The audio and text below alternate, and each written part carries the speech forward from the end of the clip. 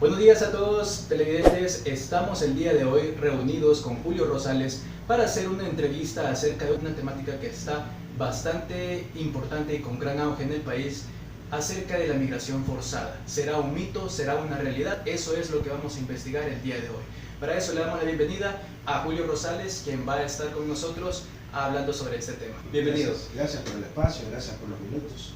A tus órdenes. No, gracias a ti también que has tomado el tiempo de poder darnos el espacio para la entrevista. Primero, para comenzar, vamos a adentrarnos un poco dentro de la temática acerca de la migración forzada y descubrir el por qué es que se está generando esto y si será un mito o será una realidad acerca de todas estas personas que están teniendo que verse forzadas, o será que será una excusa que están utilizando para poder buscar unas mejores oportunidades.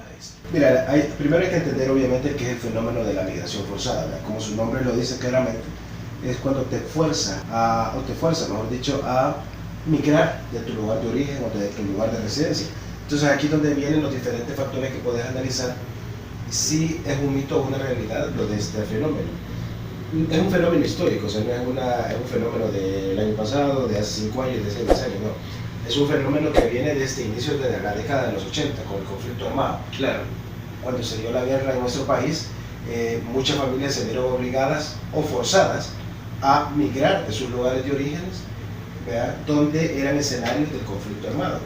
Hablamos del oriente del país, hablamos del norte del país, la zona de Chalatenango, zona de Morazán, donde muchas familias, como te dije, se vieron forzadas a migran a la capital debido al conflicto armado que se vivía en aquellos tiempos.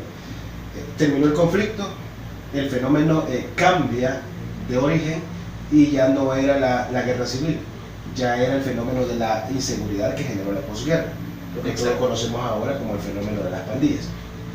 En los últimos, esa frase estrellada, pero es muy cierta, en los últimos 30 años hemos visto cómo el fenómeno se ha ido mutando, o sea, en estos 30 años, sin mencionar partido político, pero en estos 30 años estos grupos se fueron apoderando de territorios, y creo que es un fenómeno y es algo que todos lo sabemos. O sea, cuando uno oye hablar de Soyapango ya se estigmatiza, cuando oye hablar de Apopa ya te estigmatizas, pero es por eso, porque el Estado permitió como tal que estos grupos se fueran mutando y fueran abarcando territorios en esos municipios.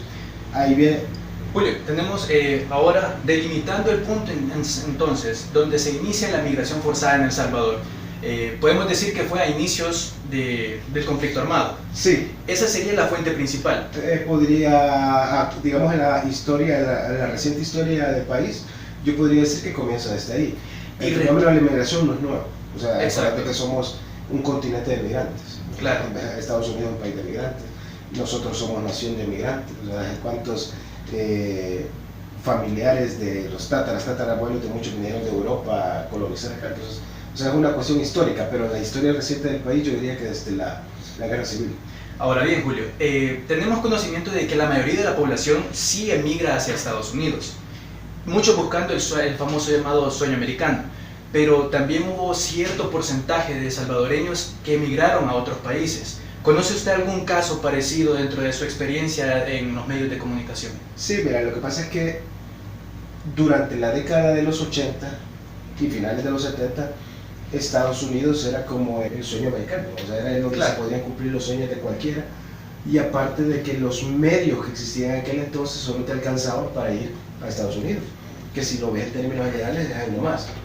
Sí. O sea, estás en avión a 5 horas del estado más cerca de Estados Unidos, donde podías cumplir tus sueños, donde eran los dólares, donde estaba la época del oro. Y que se brindaba más oportunidad también de apoyo. Y donde había, imagínate la extensión geográfica que tiene, obviamente las oportunidades de salario eran diferentes.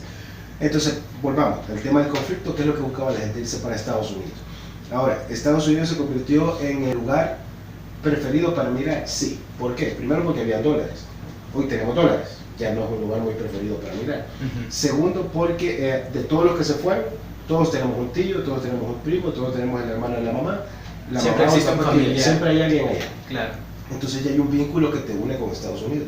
Entonces la gente lo primero que piensa es en irse a Estados Unidos. Sin embargo, el fenómeno de las pandillas o de la violencia en la actualidad que ha generado la migración forzada en estos momentos tiene un factor bien importante, y es el fenómeno de la generación X o la generación millennials.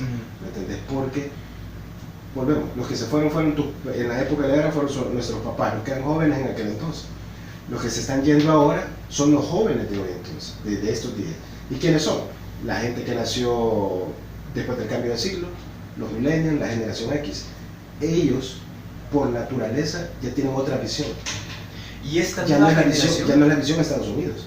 O sea, ellos ya ven Europa, ya ven Suecia, ven Australia. Hubo un éxodo masivo a principios de siglo para Australia. O sea, ¿cuánta gente no se fue para Australia? ¿Cuánta gente no se fue para Suecia? O Canadá también. Canadá incluso, que te está dando las condiciones migratorias como básicas o válidas para poder aplicar a un permiso de trabajo o algo. Pero yo siento que el fenómeno es más generacional. O sea, ya no ves Estados Unidos como un destino. Tomate en cuenta que ahora con el gobierno del presidente Trump la situación migratoria o las políticas migratorias son diferentes. O sea, por lo menos si vos me preguntas a mí, o sea, te vamos a dar 3 países elegidos donde querés vivir. Yo creo que en esos 3 países no mencionar a Estados Unidos, porque primero no me llama la atención. Yo soy una persona de 41 años, o sea, no soy millennials, ni soy generación X, ¿verdad? O sea, yo soy un adulto que viví y soy hijo de la guerra. O sea, la década de los 80 fue mi infancia, ¿me entiendes? Pero yo no veo a Estados Unidos como un destino para vivir. Yo tengo otras perspectivas. Ahora bien, ¿por qué cree entonces que sigue ese estigma de decir, ok, mi sueño es ir a Estados Unidos y buscar la forma, o por decir así el pretexto, de encontrar el camino hacia allá? Mira, yo creo que es más tradición. Es más tradición porque hay un vínculo que une. No es tanto entonces el tema de la inseguridad. No, es que ese es como el punto detonante. Ahora, si analizamos por qué nos vamos, entonces volvemos al tema de la migración forzada.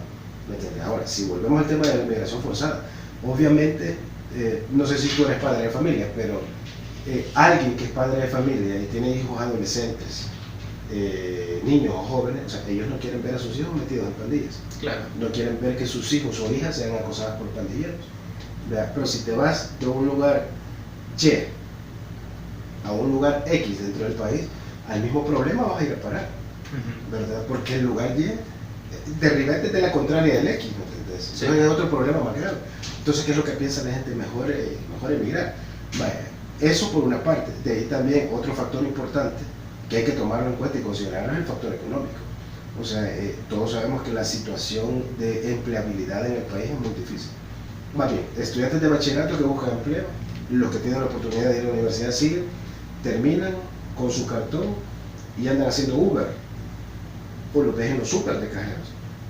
Al final es un trabajo digno, sí, lo es, pero vos no estudiaste 5 o 6 años para terminar de Uber, no terminaste 5 o 6 años para terminar de cajero en un banco, o sea, tú quisiste hacer otra cosa.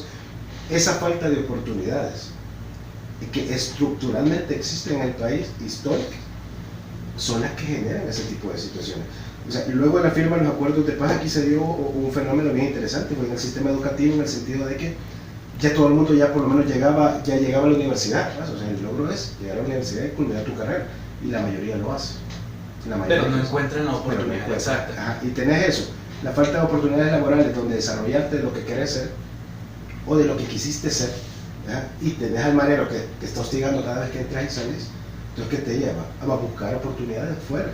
Entonces podemos ir como concluyendo en el caso de que la migración forzada no es un mito, sino que es una realidad, no es un pretexto, sino que los factores que están afectando tanto interna como externamente al país y a su población, en realidad es lo que provoca la migración. Mira, hay casos, de ahí podemos comentarle un sinfín de casos, pero si me preguntas si la mayoría de estos casos tienen que ver con el acoso de las pandillas o el tema de la inseguridad y el tema de la falta de oportunidades, yo creo que es el factor principal para que la mayoría de personas busque otros destinos. Hay casos, como te digo, o sea, yo hace poco conocí una pareja que se fue a Bélgica, porque vamos a probar a Bélgica, y le salió la oportunidad en Bélgica, entonces ya están en Bélgica, pero no tenían un problema de acoso, no tenían un problema laboral, los dos trabajaban, tal vez no era el trabajo mejor del mundo, pero tenían un trabajo, ¿me entendés? Pero son casos de casos. Pero volviendo al punto, la mayoría, vea, la gran mayoría de casos de personas que se ven forzadas a migrar es por la inseguridad, el acoso de las pandillas y la falta de oportunidades laborales, la situación económica del país. Ok. Bueno, con eso podemos concluir. Queremos agradecerte, Julio, por el espacio, por el tiempo que nos has dedicado para la entrevista, y han sido las conclusiones de nuestra entrevista. Les agradecemos por su atención prestada. Muchas gracias.